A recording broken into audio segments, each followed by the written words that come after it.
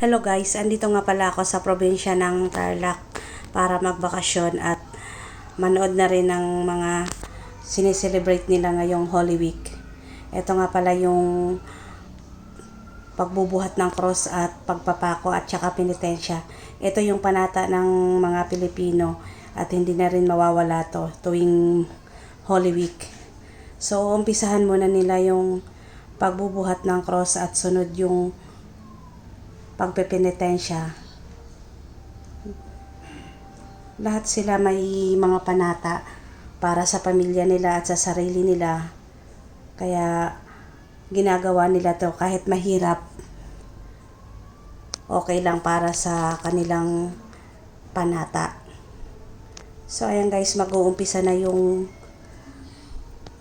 pagbubuhat ng cross. Ayan, mga nakahilera na sila at maglalakad. So ito yung kagandahan dito sa probinsya. Ginagawa pa rin nila yung mga nakasanayan na nila. So ito na, nagbubuhat na. Kahit sobrang bigat, okay lang para sa kanila. So ayun lang guys. Ngayong Semana Santa, muni-muni tayo at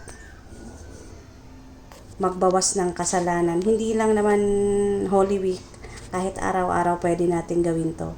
So ayun lang guys. Bye-bye!